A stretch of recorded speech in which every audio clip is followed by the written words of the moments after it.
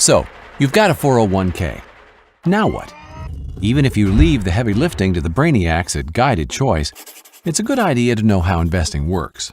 And if you're the do-it-yourself type, you need to understand how to invest appropriately. Don't worry, we're not going to show you tons of math. All you need to know to get started is that there are three big types of investments called asset classes: stock, bonds, and cash. Stock is just ownership in a company. There are many ways to classify stock. Two major ones are size, called market capitalization, or CAP, and company location. Each classification has its own typical level of risk. Large cap stocks include the 500 biggest companies in the U.S. Apple, Walmart, Disney, Ford, McDonald's. Ever heard of the S&P 500 or blue chips? Same thing. Keep in mind, all stock is risky, but these are generally considered the least risky. Mid-cap stocks include roughly the next 400 companies by size, smaller but still fairly well established. They're considered riskier than large cap. Following large cap and mid cap, take the next 2,000 companies and you've got small cap stock.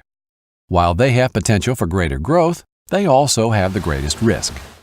Then there's international stock, ownership in companies located in developed nations outside the U.S., like BMW in Germany and Sony in Japan. They carry about the same level of risk as U.S.-based large cap stocks. The highest level of risk is found with emerging market stock. This is stock in companies located in developing nations like India, Mexico, and Russia. There are two ways to make or lose money in the stock market. You see, when you own a stock, you actually own a piece of a company, and as the value of that company increases, the stock price goes up. But if the value of the company goes down, the stock price goes down too. These fluctuations determine the amount of profit or loss. Another way to make money is when the company shares its yearly profit with you in the form of a dividend. Stock prices can go up or down dramatically for all kinds of reasons. As a result, stocks are the riskiest types of investment in your plan, but over a long time, they can also be the most rewarding. Next up, bonds. Bonds are just a loan to a company or government. They borrow by selling a bond, which is simply a promise to repay the buyer in a fixed number of years at a fixed interest rate. When you hear about the U.S. government borrowing money, have you ever wondered who they borrow from? Chances are, it's you, through the investments you make in bonds. If interest rates go down after you buy a bond, its value goes up. If interest rates go up, then your bond value will go down. How much the value goes up or down with a change in the interest rate depends on how long the bond is. The longer the bond, the more risk, as the more the value will go up or down with interest rate changes. However, in general, bonds are less risky than stocks. Cash is, well, cash. In a 401k, it's usually available as a money market or stable value fund.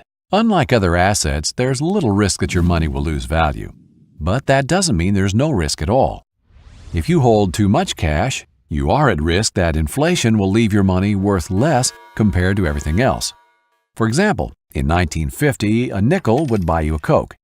But if you saved that nickel until today, you wouldn't have enough to buy that same Coke. Cash loses value over time. Most people with 401k plans invest in mutual funds.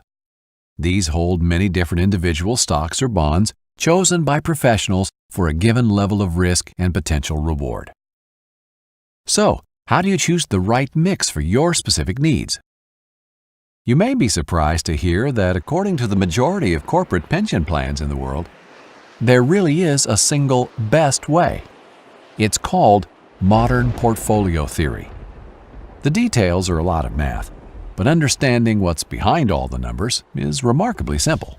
In fact, you've probably already heard of it. Don't put all your eggs in one basket. You balance risk and reward by holding lots of different types of investments.